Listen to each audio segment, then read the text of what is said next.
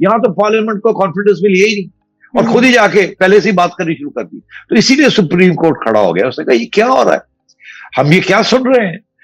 तो और उन्होंने बड़े रेलेवेंट सवाल पूछने शुरू कर दिए, और इमरान खान साहब के पास कोई जवाब। टीटीपी मेरे हिसाब से कोई टाइम बाय कर रही है, ये भी कोई टाइम बाय कर रहे हैं, और ये सीज फायर जो है ये थोड़ी अरसा चलेगी, उसके बाद टूट जाएगी। इन्होंने कुछ वादे किए जो आपको और हमें बता नहीं रहे, हमारी इस्टेब्लिशमेंट ने या हमारी गवर्नमेंट ने बता नहीं रहे हैं। जब वो पूरे नहीं कर सकेंगे तो टीटीपी की तरफ से फिर एहतजाज होगा, फिर कुछ ना कुछ गड़बड़ हो जाएगी, फिर ब्रेकडाउन हो जाएगा। सुबह टेलीविजन स्क्रीन पर यह फ्लैश हुआ कि इमरान खान साहब को सुप्रीम कोर्ट ने तलब कर लिया है सानेहा आईपीएस केस में, और उसके बाद जो वहां पर आर्ग्यूमेंट्स हुए वो भी सबके सामने हैं। वज़ीर आज़म का ये कहना था कि मुल्क में कोई मुकद्दस गाय नहीं है, आप हुक्म दें हम कार्रवाई करेंगे। सिर्फ साहब, इससे क्या मुराद है और कितना अलामती तौर पर अहम है एक वज़ीर आज़म का सुप्रीम कोर्ट में पेश होना ऐसे केस के सिलसिले में? आयशा, आपको याद होगा मैं कह रहा था पिछले हफ्ते कि जब पावर निकलती है तो जिनसे पावर पहले छीनी गई होती है वो खड़े होने शुरू हो जाते हैं। इसी तरीके के साथ आपने देखा जब अब सबको एहसास हो गया कि बारिश के कतरे आने शुरू हो गए हैं खान साहब के ऊपर, वो गीले होने शुरू हो गए और उनके हाथ से पावर जा रही है। अब ये देखिए, कभी सोच भी नहीं सकते थे कि इमरान खान साहब को कोई अदालत में इतनी जरूरत होगी कि उनको बुलाएं। उनका आपने रवैया तो आपने देखा, जिस तरीके के साथ उन्होंने, जब वो ऑपोजिशन में भी थे तो किस तरीके के साथ उन्होंने अदालतों के साथ जो हशर किया, और इलेक्शन कमीशन के साथ जो हशर किया, एंड सो ऑन। तो अब सुप्रीम कोर्ट उठा है, सुप्रीम कोर्ट ने कहा आइए आपसे भी कुछ हाथ हो जाए एक। तो ये और भी होगा, ये इमरान खान के खिलाफ अब जजमेंट्स आनी शुरू हो जाएंगी आहिस्ता आहिस्ता, या कम से कम उसके खिलाफ सवाल खड़े होने शुरू हो जाएंगे उन इदारों से जो कि पहले बिल्कुल चुप थे, क्योंकि उन्होंने इनके लिए वोट डाला हुआ था। अब वो भी शर्मिंदा है। तो जैसे एस्टैब्लिशमेंट पीछे हट रही है, इसी तरीके से सुप्रीम कोर्ट भी थोड़ा सा खड़ा होने के लिए तैयारी कर रहा है। इस्लामाबाद हाई कोर्ट में एक आध जज पहले से ही खड़े थे, अब वो और भी एक दो खड़े हो जाएंगे। चीफ जस्टिस साहब भी अब उन्होंने भी आंखें दिखानी शुरू कर दी, सवाल करने शुरू कर दिए। तो यही बात है कि ये जो बुलाया है इमरान को, ये कोई सोच भी नहीं सकता था कि इमरान खान साहब को कोई बुला सकता है इस तरीके से, आइए जवाब दे। और वो गए, ना जाते तो कंटेम्प्ट में उनको पकड़ा लिया जा सकता था। तो हमने तो ये देखा है ना कि पहले भी प्राइम मिनिस्टर के साथ जब वक्त आता है तो सुप्रीम कोर्ट खड़ा हो जाता है और बग याद कर लेता है। तो अब मेरा ख्याल है ये वक्त आ गया खान साहब का, इलेक्शन कमीशन भी खड़ी होगी और अब सुप्रीम कोर्ट भी इनको सवाल करने लगा है। और जो सवाल उन्होंने किया ये बड़ा अहम है। यहाँ बातें हो रही हैं ऑलरेडी आयशा के टीटीपी के साथ मुज़ाकरात हो रहे हैं, नेगोशिएशंस हो रही हैं, अमन के मुआहदे की तरफ बढ़ रही है हुकूमत। एक तरफ से ये हमें कहा जा रहा है, दूसरी तरफ ये कहा जा रहा है कि पार्लियामेंट के अंदर सारी बात होगी, वहां खुल के डिबेट होगी, उसके बाद जाके कुछ मुआहदे होंगे। इसके साथ साथ हमें फवाद चौधरी साहब कहते हैं कि जी वो एक मुआहदा हो गया, एक सीज फायर भी होगी 1 महीने की। तो एक तरफ तो एस्टैब्लिशमेंट या गवर्नमेंट जो है वो टीटीपी के साथ बहुत आगे बढ़ गई है, 1 महीने से बातचीत हो रही है। दूसरी तरफ पार्लियामेंट में अभी तक बातचीत शुरू भी नहीं हुई और ये कहा जा रहा है कि कोई मुआहदा आगे नहीं होगा जब तक पार्लियामेंट अप्रूव नहीं करेगी। तो अरे भाई, पहले डिबेट पार्लियामेंट में होनी चाहिए, उसके बाद मैंडेट मिलना चाहिए किसी को कि आप जाएं, अब आप इन लाइंस के ऊपर आप बात करें, और उसके बाद जाके वापस पार्लियामेंट के पास मुआहदा लाना जाए। यहां तो पार्लियामेंट को कॉन्फिडेंस मिली ही नहीं, और खुद ही जाके पहले से ही बात करनी शुरू कर दी। तो इसीलिए सुप्रीम कोर्ट खड़ा हो गया, उसने कहा ये क्या हो रहा है, हम ये क्या सुन रहे हैं। तो और उन्होंने बड़े रेलेवेंट सवाल पूछने शुरू कर दिए, और इमरान खान साहब के पास कोई जवाब। मतलब है कि अब फिर से एक दफा यू टर्न ले रहे हैं। एक जमाना था कि ये बिल्कुल मुशर्रफ साहब के साथ खड़े थे, जबकि ये सब कुछ हो रहा था और मुआहदे हो रहे थे, और ये कह रहे थे ये मुआहदे नहीं होने चाहिए, और अब ये सूरत हाल है, कहते हैं कि मुआहदा होना चाहिए। तो मैं समझता हूं कि खान साहब जो है वो इस वक्त बहुत मुश्किल में है। उनके पास कोई जवाब नहीं है किसी चीज का, और एक प्लेटफॉर्म के ऊपर एक जवाब देते हैं, दूसरे प्लेटफॉर्म के ऊपर दूसरा जवाब देते हैं। जो बात मुझे समझ नहीं आ रही है वो ये है कि जो सवाल किए जा रहे हैं उसका जवाब तो दे आप, कि क्यों आप मुआहदा करने जा रहे हैं। क्या आपकी रियासत कमजोर है? क्या आप इनको टीटीपी को खत्म नहीं कर सकते, या और क्या बात है? आपका ख्याल है टाइम बहुत थोड़ा है जिसके अंदर आपने ये मुआहदे करने हैं ताकि आप सर्वाइव कर जाए? क्या बात है, क्यों आप उनके साथ मुआहदा करने जा रहे हैं? कोई रीजन नहीं दिया जा रहा। और इसीलिए सुप्रीम कोर्ट ये पूछ रहा है कि हो क्या रहा है। और हमें ये भी पता चल रहा है कि ऑलरेडी इन्होंने कुछ 100 से ज्यादा टीटीपी के प्रिजनर्स जो थे, जो कैदी रखे हुए थे, उनको रिलीज कर दिया यूनिलैटरली। तो ये पॉलिसी कौन बना रहा है? ये क्यों ये पॉलिसी बन रही है पार्लियामेंट के बगैर, सुप्रीम कोर्ट के बगैर? सुप्रीम कोर्ट के अंदर पूरी एक इंक्वायरी रिपोर्ट है जिसके ऊपर ये सारा कुछ पता किया था कि ये हुआ क्या था जी एपीएस के अंदर। जी जी 500 सफे से ज्यादा की रिपोर्ट है, वो आज तक नहीं शाया की। उसके बारे में खान साहब को पूछा, आगे से जवाब ही कोई नहीं है। उनको पूछा कि जिन लोगों ने ये इंक्वायरी के अंदर जिनके नाम आए हैं उनके कोई अकाउंटेबिलिटी हुई है कि नहीं हुई, तो आगे से जवाब देते हैं नहीं, उनकी अकाउंटेबिलिटी कैसे हो, तो हो नहीं सकती। तो मतलब है ये सूरत हाल है आयशा। अच्छा, लेकिन सिटी साहब, इसमें इमरान खान साहब की जिम्मेदारी क्या बनती है? हुकूमत ने कहा कि जो जिम्मेदारान थे वो लटका दिए गए, उनको सजा दे दी गई। इखलाकी जिम्मेदारी जिनकी बनती है उनको कानून के तहत इस्तिस्ना हासिल है, ये रिपोर्ट में भी कहा गया और अटॉर्नी जनरल ने भी अदालत के सामने कहा। इमरान खान साहब की तो तब हुकूमत नहीं थी, आप कैसे ये कह रहे हैं कि अदालत दो दो हाथ करने जा रही है इमरान खान साहब से? देखिए आयशा, उस वक्त जैसे आज की हुकूमत जो है उसको पता नहीं है कि नेगोशिएशंस क्या हो रहे हैं टीटीपी के साथ। उस वक्त की हुकूमत भी जो थी वो तो जंग नहीं लड़ रही थी ना टीटीपी के साथ, या वो तो मुज़ाकरात नहीं कर रही थी ना टीटीपी के साथ। तो बात यह है कि उस वक्त भी इस्टेब्लिशमेंट के लोग और इस्टेब्लिशमेंट के इदारे जो है और उनके सरबराह जो थे वही इंचार्ज थे। टेररिज्म के खिलाफ जो कुछ होता है वो रियासत के इदारे जो है वो उनके हाथ में होती है, और वो एक फॉर्मल चीज होती है कि इजाजत ली जाती है। तो अब बात यह है कि उस वक्त के जो जिनके नाम आए हैं वो तो बड़े सीनियर एस्टेब्लिशमेंट के अफसरों के नाम आए हैं, और कुछ नहीं तो उनसे पूछ तो की जाती।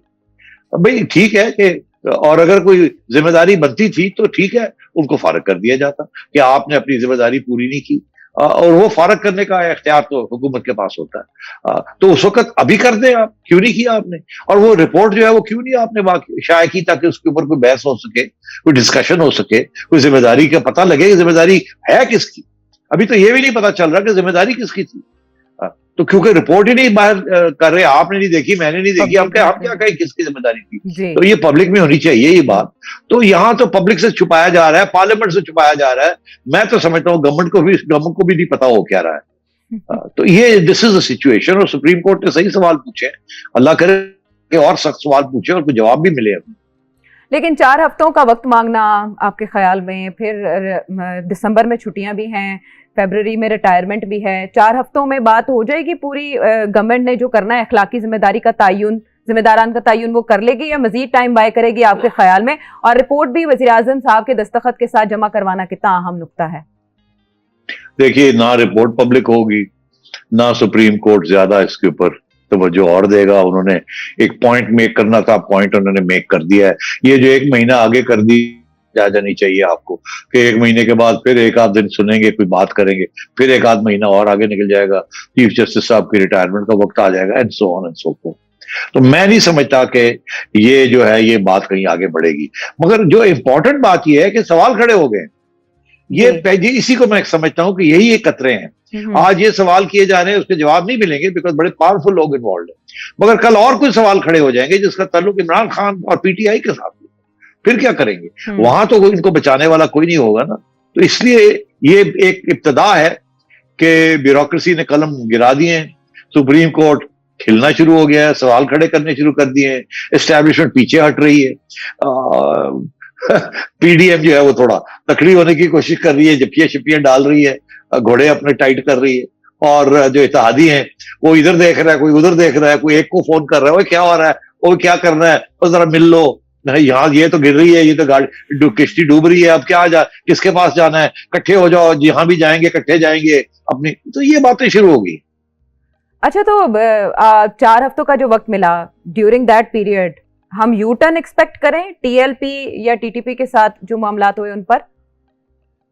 नहीं, मैं नहीं समझता यू टर्न एक्सपेक्ट करें। उसकी वजह यह है कि ये एस्टेब्लिशमेंट ये नेगोशिएशंस कंडक्ट कर रही है, ये नेगोशिएशंस ब्रेक डाउन हो जाएंगे, यू टर्न नहीं होगा, ये ब्रेक डाउन हो जाएंगे। टीटीपी मेरे हिसाब से कोई टाइम बाय कर रही है, ये भी कोई टाइम बाय कर रहे हैं, और ये सीज फायर जो है ये थोड़ी अरसा चलेगी, उसके बाद टूट जाएगी। इन्होंने कुछ वादे किए जो आपको और हमें बता नहीं रहे, हमारी इस्टेब्लिशमेंट ने या हमारी गवर्नमेंट ने बता नहीं रहे हैं। जब वो पूरे नहीं कर सकेंगे तो टीटीपी की तरफ से फिर एहतजाज होगा, फिर कुछ ना कुछ गड़बड़ हो जाएगी, फिर ब्रेक डाउन हो जाएगा। तो मैं ये समझता हूँ कि ये नेगोशिएशंस कहीं भी आगे नहीं जाएंगे।